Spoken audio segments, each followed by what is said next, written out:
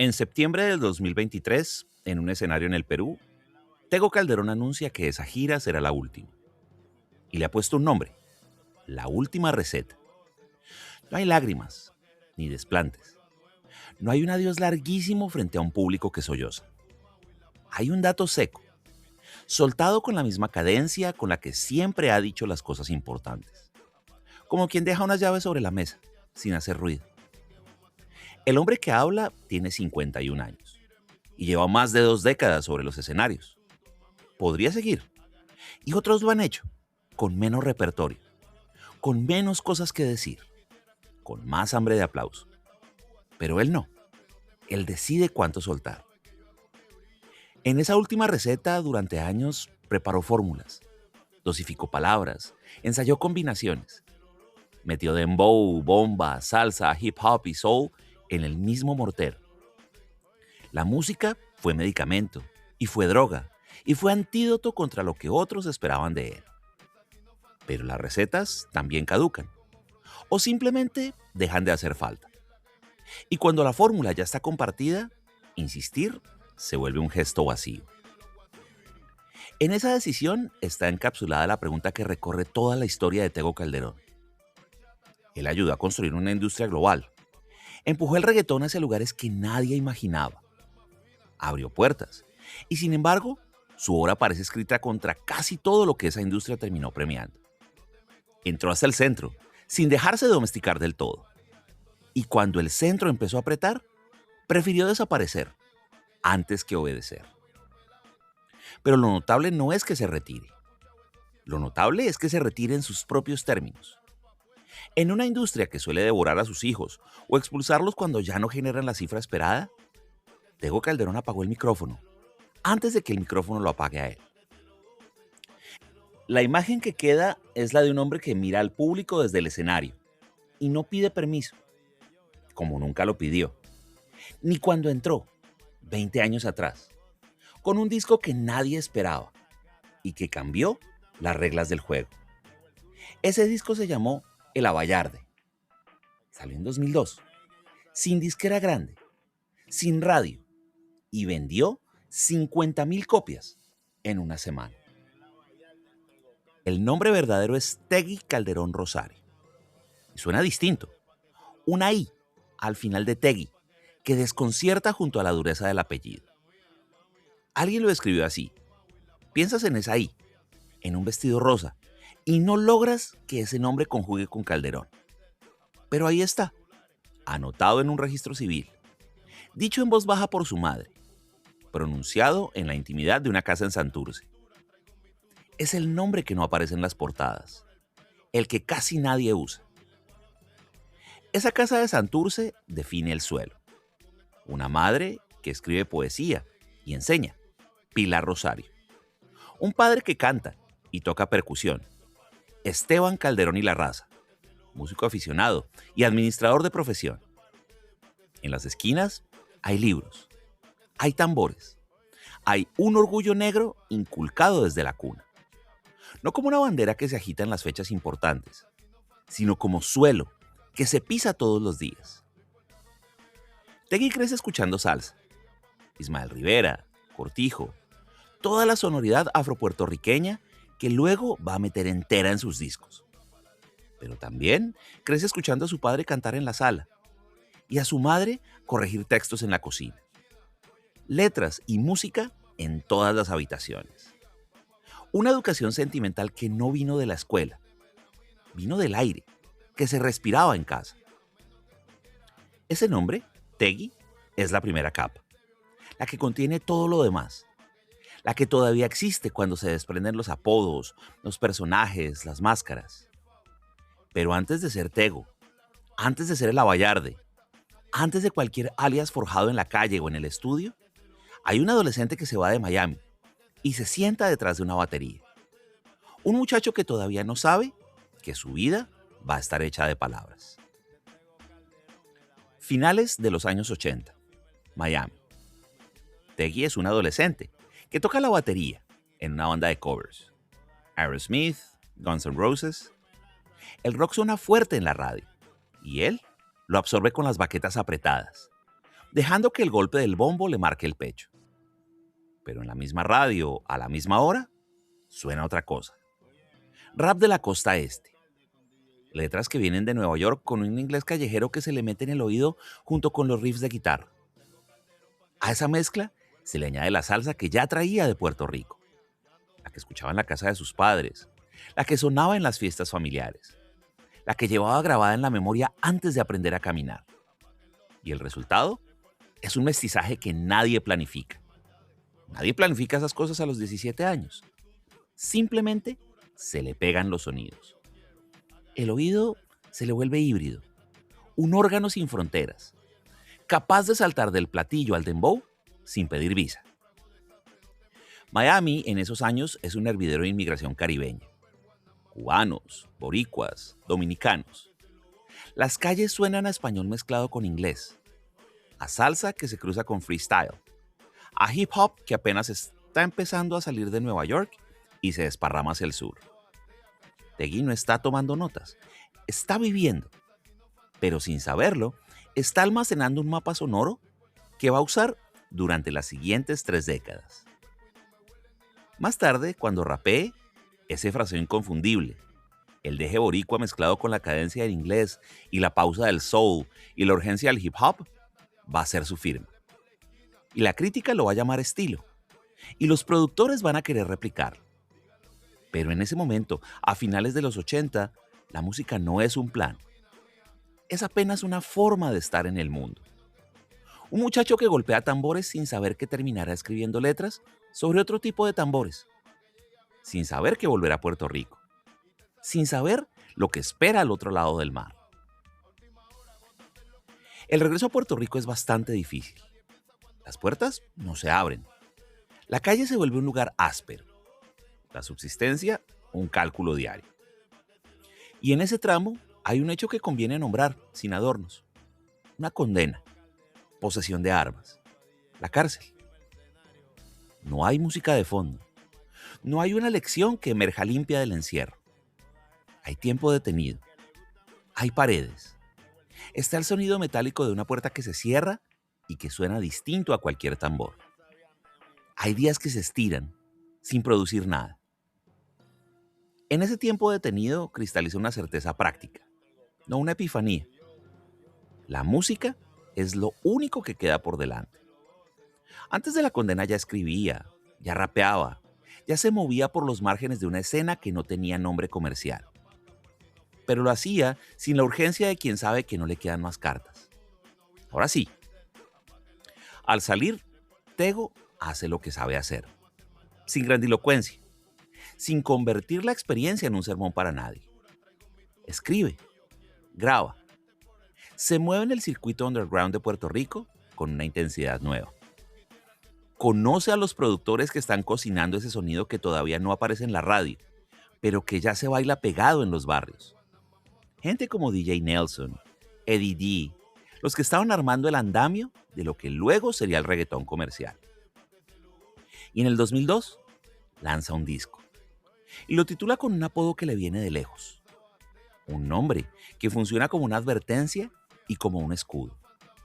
Un nombre que no pide permiso y que anuncia desde la portada que esto no va a ser lo que la industria espera.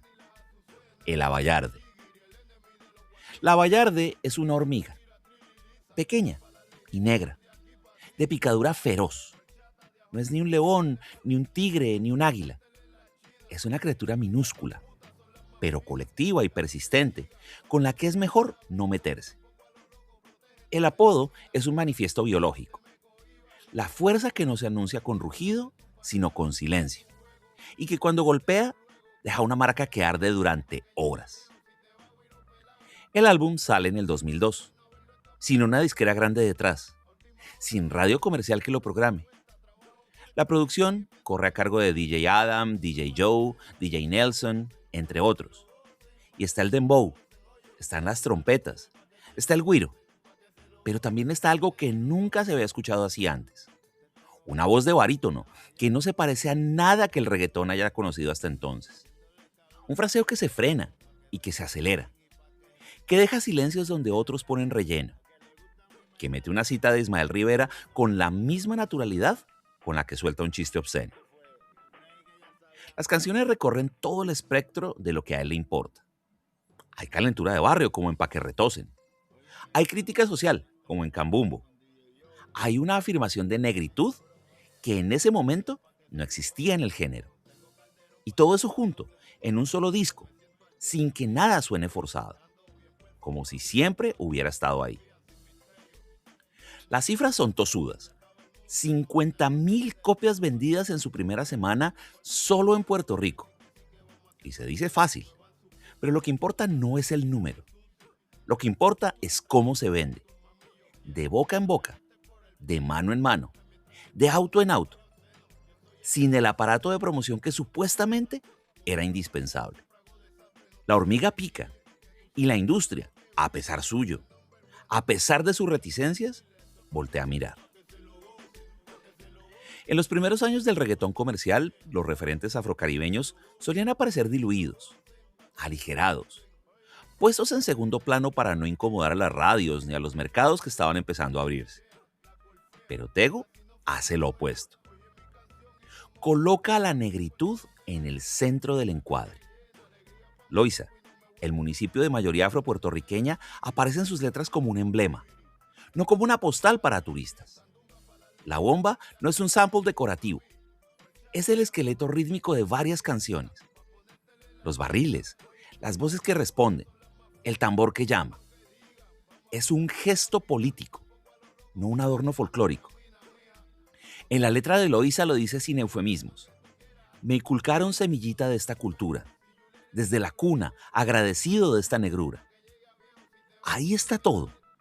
La semilla inculcada en la infancia. La gratitud que no es sumisa, sino orgullosa. La negrura, nombrada sin comillas, sin metáforas que la suavicen, sin pedir disculpas. En un género que estaba aprendiendo a venderse internacionalmente como música latina, Tego insiste que lo afrocaribeño no es un matiz, es el centro. Esa afirmación incomoda a la industria tanto como le fascina, porque funciona. La gente canta esas letras y las baila y las siente como propias. Pero a la industria le cuesta digerir a un artista que no acepta que su color sea tratado como un problema de marketing. Tego se hace llamar el Negro Calde y lo dice con orgullo, con sorna, con ternura, como quien responde a una pregunta que casi nadie se atrevió a formular en voz alta. Tego mide 167 centímetros y pesa 72 kilos. Y su rostro no encaja en el molde del galán de videoclip. No tiene la mandíbula afilada ni la sonrisa ensayada de los protagonistas del género. Y él lo sabe. Mejor aún, lo usa. En una de las canciones de su primer disco se presenta con un nombre que no le puso ni la calle, ni la prensa, ni un productor. Se presenta como el feo de las nenas lindas. Y la frase no es una queja, ni un lamento. Es una presentación en sociedad. Y lo dijo en un verso, no bonitillos, pero dulzones. Y luego la convirtió en un alias. Llamarse feo, antes de que otros lo digan, es una forma de quitarle el filo a la burla ajena. Pero también es una forma de afirmar que lo suyo no depende de la simetría facial. Su atractivo está en otra parte. Está en la palabra que llega antes de que el oyente la espere. En el ritmo quebrado. En la inteligencia de una rima que cambia de dirección a mitad de frase. Pero eso no significa que reniegue del deseo. Al contrario, sus letras están llenas de humor procaz, de calentura explícita, de sexo bailado pegadito. El underground del que viene se bailaba así. Cuerpo cerca, letras crudas, sudor compartido. Y él no va a pedir disculpas por eso ahora que está en el escenario grande. Él no desinfecta sus canciones para volverlas digeribles. La masculinidad que propone es otra anomalía en un género que solía dividir a los hombres en dos categorías fijas: el romántico seductor o el maleante insensible. Tego es las dos cosas y no es exactamente ninguna. Habla de amor con ironía. Habla de sexo con alegría. No se disculpa ni por su cara, ni por su cuerpo, ni por lo que quiere.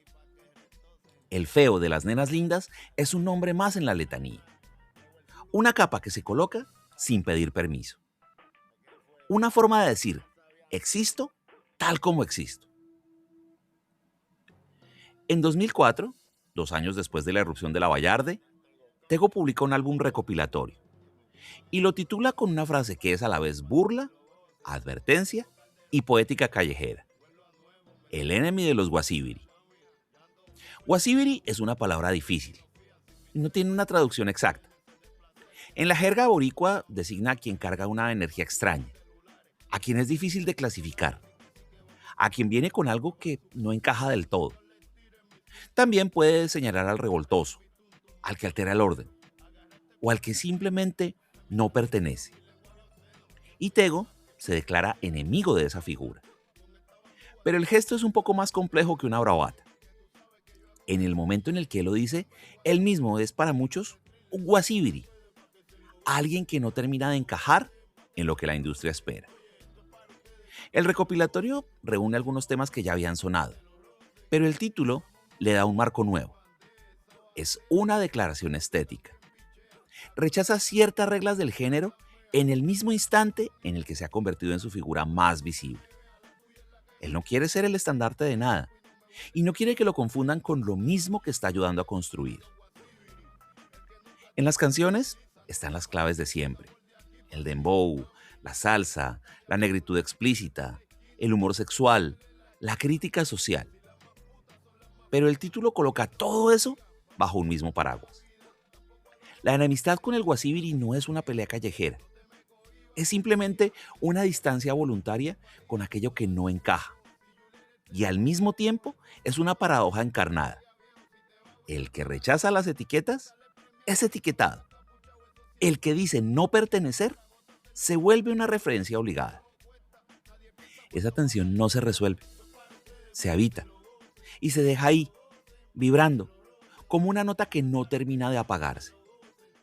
El enemy de los Guasibiri es el título de un disco, pero también es una definición en borrador de toda una postura frente a la fama. En 2009, la saga de Fast and Furious convoca a Tego para un papel secundario. Interpreta a Leo, un miembro de la pandilla de Dominic Toretto.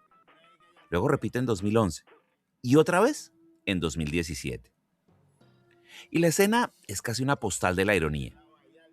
El enemigo de los Guasibiri, el que siempre desconfió de las grandes estructuras, el que hizo un arte del no pedir permiso, está ahora dentro de una de las franquicias más globales del cine de acción. Una maquinaria de presupuestos millonarios, mercadeo y estrenos simultáneos en 100 países. Y la pregunta no es si se vendió. Esa es una pregunta de afiche. La cuestión es si logró infiltrarse sin diluirse. Porque su personaje no es ni el héroe ni el villano. Es un tipo que aparece, suelta sus frases con el mismo deje con el que rapea y vuelve a desaparecer. No cambia el acento, no modula la presencia, no se convierte en otra cosa. En una franquicia donde todo está medido, la presencia de Tego introduce un ritmo distinto. Es como un tambor que se cuela en una orquesta sinfónica. Es muy fácil no verlo, pero cuando suena, suena distinto. Y esa diferencia es exactamente lo que llevó a los escenarios desde el principio. La industria del cine no lo transforma. Él usa esa plataforma sin ceder la sustancia. Cobra el cheque, sale del set y vuelve a Puerto Rico. Y sigue escribiendo. Y sigue midiendo cuándo hablar y cuándo quedarse callado.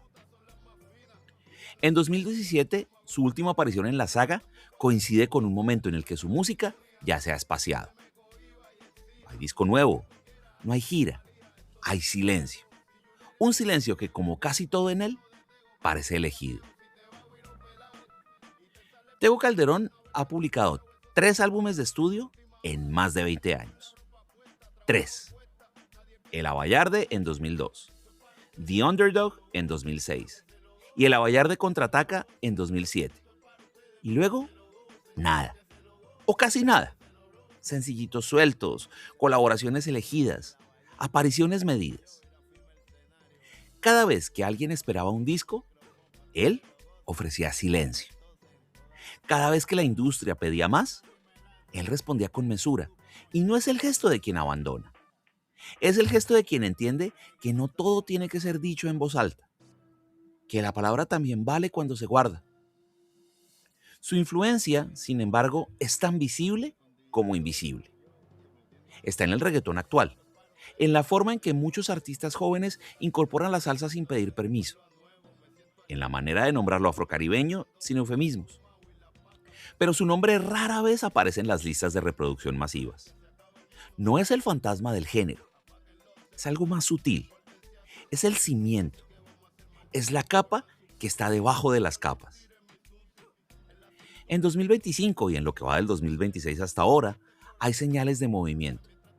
Un sencillo, Gustito, listado en plataformas digitales. Colaboraciones reportadas con Jay Álvarez. No es un regreso triunfal con fuegos artificiales. Son gestos puntuales, casi discretos. La hormiga sigue viva bajo la tierra y de vez en cuando asoma una antena, tantea el aire y vuelve a su ritmo. La pregunta que su trayectoria deja abierta no es si va a volver, es otra. ¿Cuánto puede entrar un artista a la gran maquinaria sin que la maquinaria le cambie la cara? Tego entró, construyó y abrió puertas.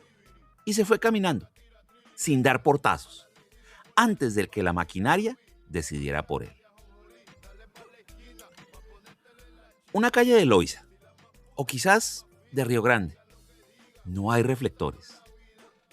Un hombre camina sin prisa. No lleva séquito.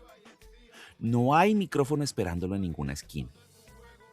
Viste ropa sencilla y saluda a quien lo reconoce y sigue de largo. Si alguien lo ve y no lo conoce, no ve a un pionero del reggaetón. Ve simplemente a un señor que camina. Y ese hombre ha usado muchos nombres. Tegui, Tego, el Abayarde, el Negro Calde, el Feo de las Nenas Lindas, el Enemy de los Guasibiri. Cada uno fue una capa que se puso para entrar en una habitación distinta. Cada uno sirvió una función, protegió algo, reveló algo. Pero los nombres también se quitan, se desprenden con el tiempo, como la ropa de trabajo al final del día. Y lo que queda cuando se apagan los reflectores y se vacían los escenarios es el primer nombre, el que no aparece en las portadas, el que casi nadie usa. Tegui Calderón Rosario. No hay urgencia por volver, no hay prisa. La voz que cambió el reggaetón está ahí, latente, como una hormiga debajo de la tierra.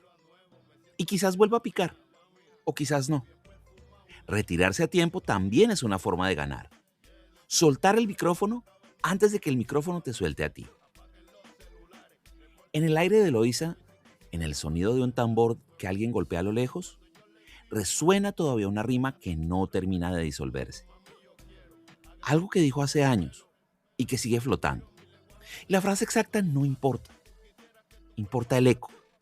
Importa que mucho después de que el hombre se ha ido, su cadencia sigue sonando donde menos se espera. Como un barril que llama, como una hormiga que camina, como un nombre que se dijo en voz baja y que el viento todavía no se ha llevado. Gracias.